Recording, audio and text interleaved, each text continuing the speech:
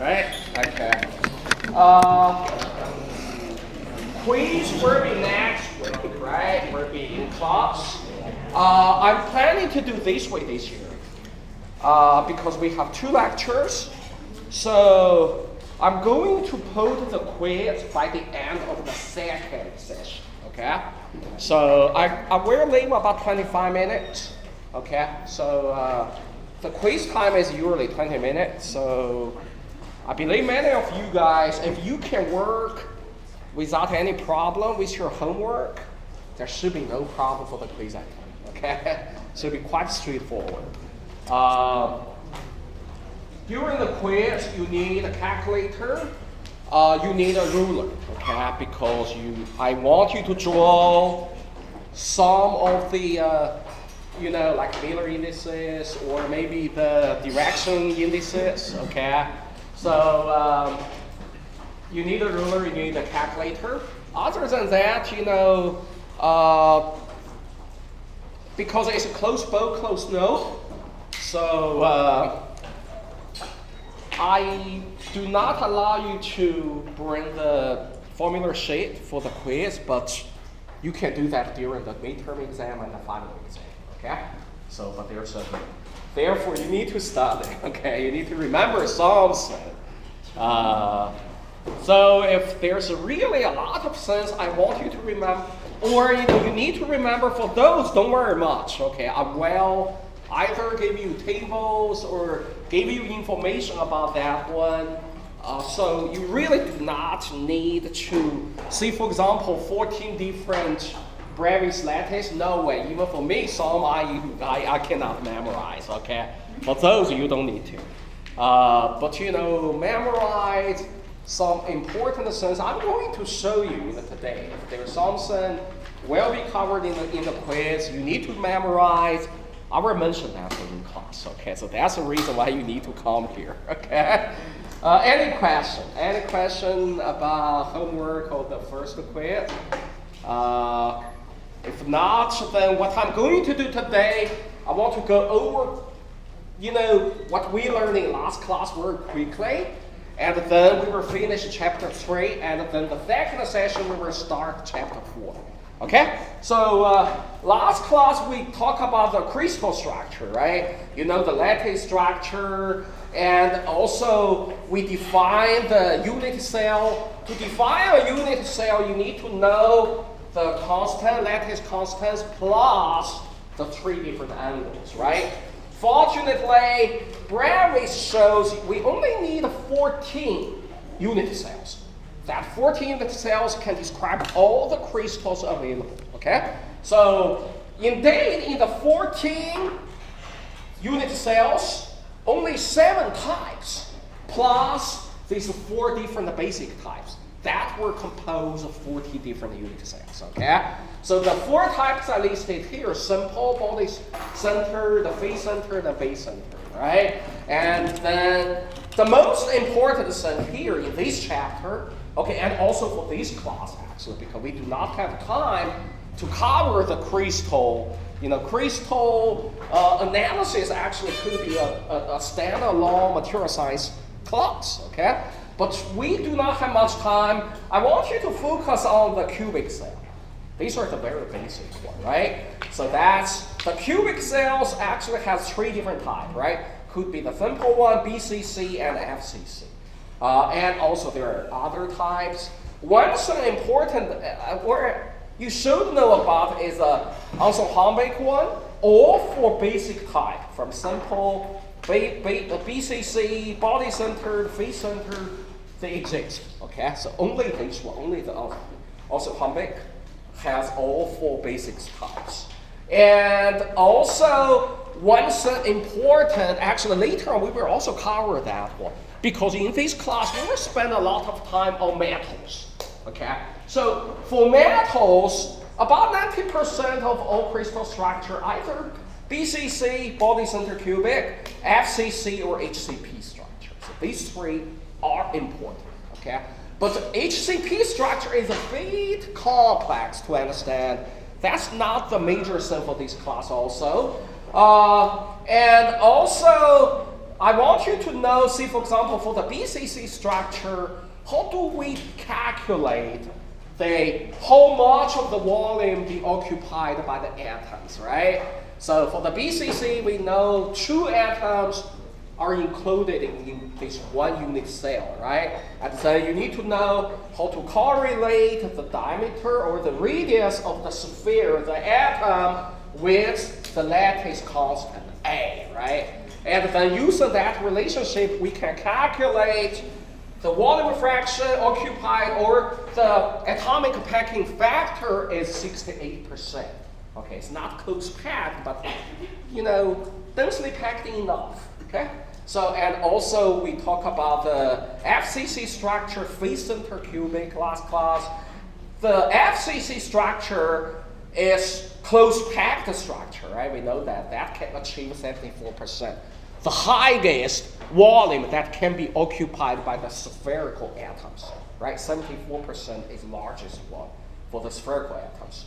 So you also need to know how to correlate the dimensional relationship and then calculate the volume fraction. So for the HCP structure, as I mentioned, is complex. The thing I want you to know is in the HCP unit cell, there are 6 atoms. And this table actually summarizes. I want to know the coordination number. Okay, I see, for example, for BCC body center cubic, coordination number is 8. And the other 2 close packed structures, there are 12. So that means surrounding every atom, there are 12 atoms around them, right? So, and also important will be the APF. Okay, APF for the FCC and HCP structure, they are close packed, 74%. BCC is also okay, densely packed, but the APF is slightly smaller, 68%. Also, I want you to think about the difference between HCP and FCC structure. HCP structure is more like an AB, okay? And FCC is ABC, repeating, okay? But they're kind of like as I mentioned here, if we think about this way, the HCP and FCC all packed using their 111 surface, crystal surface. If you don't remember what that means, I'm going to go over that one. Okay, 111, this kind of hexagonal close packed structure. For the HCP and FCC, they both are 111 crystal planes. Okay, so I want you to know about the difference between that. And now we talk about the importance, right? How to define the atom position, and also one thing you need to know how to define the directional the direction indices, right? So for calculate the direction indices is quite straightforward, right? You just need to know the coordinates for the punch, when this vector actually live in the unit cell, and also the origin. Once you know those 2, using the coordinates of the exit point minus the coordinates of the origin, right? And then simplify these final, numbers. Try to make the minimal integers out of those 3 numbers. Then you will get the vector indices, right? And also another very important you need to know.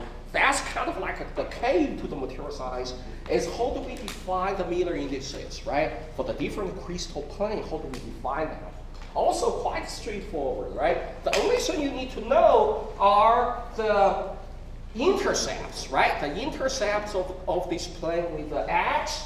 Don't forget, positive x means that we're pointing toward you out of the screen, right? Y-axis is toward the right side. The positive z-axis is pointing up, right? So the only thing you need to know to determine the Miller indices are these kind of intercepts with the x, y, and z direction, right? And then once you know that, the critical step is from the reciprocal of these intercepts, right? And then you can decide. Well, once again, you need to get the whole numbers, the smallest whole numbers, right? And also, indeed, we also, for the Miller indices, we use parentheses and use HKL. stands for the Miller indices. Okay, HKL, I'm going to talk about that one today. We are going to use these three numbers for determining the crystal structure, okay, in the X-ray analysis. So that's what we learned in the last class, right? I showed you a few samples, how do we define the plane? Or if I gave you the Miller indices, you also can rework, can do the reverse process, right? Find the reciprocal of these numbers. Those will be the positions for the intercepts, right? See, for example, if I want you to decide the 632 indices, or this plane, then you find the reciprocal of 6, 3, and 2. Those will be the intercepts with the x, y, and z axis. Right? That's it. Then you can draw. Once you decide these three intercepts path, just join them and shadow it. Those will be the crystal plane. Okay? Yes? To go from the Miller indices to the actual intercepts, the easiest way is to always divide by the biggest single number. Like you mean this, right? Yeah, yes, this should be the simplest number. Yes. Yeah. So, okay, so we talked about this one last class. And one thing I want to mention that we use a bar above a number if the intercept is a negative number, right? See, for example, this one. That indicates if we want to get a 1, 1 bar 0 plane, the Miller indices means 1, negative 1, and 0, right? You first find the reciprocal of this number. You get 1, negative 1, because the reciprocal of 0 is infinity, right? So infinity in z means there's no intercept, right? So that means the plane will be parallel to the z axis. So by that way, because we have a 1, so that means the intercepts of this Miller plane with a positive x-axis, the intercept will be at positive 1. But don't forget, the y-axis, the y-intercept is negative 1. Negative 1 to draw that one, because we know that the positive or y direction is pointing toward the right? Here is the origin. Negative 1 means here. Okay, so that means you decide 2 points already. Okay, and then when you connect that one, we also know this plane should be parallel to the z direction. Then you can draw the whole plane, right? So this is a way to draw with Miller plane, but that has a negative number. Okay, so one thing I want to mention here is, for the cubic system, okay, that one, all these zeros only works for the cubic system, okay? Because as I mentioned to you, the important thing in this class will be the cubic system, okay? For cubic system, for cubic unit cells, the direction indices of a direction, if that direction or if that vector is parallel to a Miller plane, okay, to any of the crystal plane, if there's a direction that's perpendicular to the plane, then their Miller indices and the directional indices should equal to each other. Okay, see, for example, if we have a plane like this, we know that this Miller plane is 1, 1 bar 0, right? Okay, and if I let you draw a vertical line that's perpendicular to this plane, which direction of that one? Can you guys think about that? If I let you to draw a vector, a directional, kind of like a line that's perpendicular to this plane, what's the direction of that one? How about this diagonal along the bottom of the unit cell? How about that? Is that perpendicular? Yes, right? So therefore, can you guys tell me what, if I draw the plane, or if I draw this vector from the origin to this direction, what is the directional indices of that vector? Can you guys work on that? Can you do that? It's easy to do. What's that? Is it 0, -1? What will be the coordinates of the antipode? 1, -1. 1, -1, 0, right? 1, -1, 0. Origin is always 0, 0, 0. then we use the coordinates of the endpoint minus the origin. What do you get? 1, negative 1, 0, right? Okay, so that means if we want to write the direction indices, we use 1, 1 bar 0. But don't forget, the only difference between the direction indices and the Miller indices we use this parentheses, right? What do we use for the direction or for the vector? Square, right? Square bracket. So therefore, using this one as an example, if there's a vector perpendicular to a Miller plane, they should have the same number, but we just use different ways to stand for that, right? So the Miller plane indicate the crystal plane.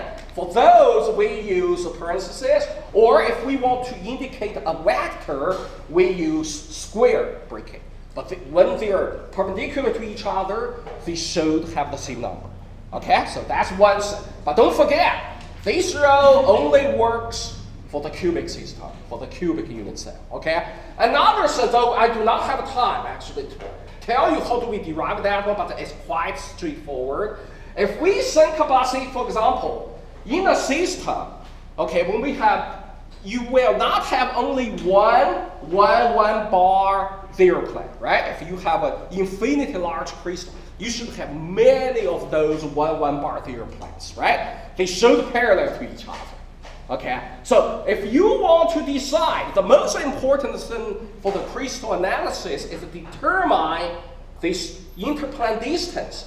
Because later on, by the end of this class, we will show that if you know the interplane distance, that one can be calculated. We can easily calculate the lattice constant of your crystal. Okay. The relationship, once again, if we want to know the distance between the two closest crystal plane when they have the same Miller indices, and once again, only this formula works for the cubic system, okay? The formula is like this, okay?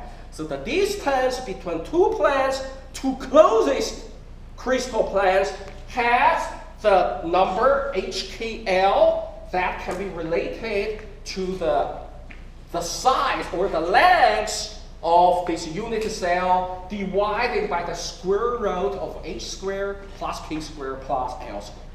Okay, so this is very important equation. Okay, you need to know this relationship. Though really I do not have time to demonstrate that, how to prove that one, but it's quite straightforward using geometrical relationship. Okay, so once we know that, then we will use that equation to derive the Bragg law. Okay, which is very important for determine crystal structure. Okay, so before I go there, before we talk about how to decide the crystal structure, indeed, when we talk about the crystal structure, in many of the crystals, they may not, say for example for iron, they may not exist in only one crystal form. It depends on their conditions. Okay, it depends on temperature, sometimes depend on pressure. Say for example, when we talk about iron, when iron at a different temperature below 912 degrees Celsius, we call that the alpha iron. That one is in the BCC structure. Okay, but when we increase the temperature slightly, we get the gamma iron, which is the FCC structure, more densely packed. But when you heat up again, but before they go to the liquid format, they go back to the BCC structure. Okay, so we call this kind of the existence of multiple different crystal structures by one material. We call that polymorphism. Okay, or sometimes we call that allotropy. So indeed, the most important thing actually determine this property. Most important one is temperature. Pressure also plays a role for metals, but not as important as the temperature. Yes. So are you saying that as you increase the temperature, it gets more packed? It's more complex. Just for iron? It's not always the case. It's not always. There's some relationship, but not that well defined. Like when it's kind of like it depends on many parameters, not only the packing density. Okay. So you will see sometimes we will go directly from BCC to FCC, not going back to BCC, and then going back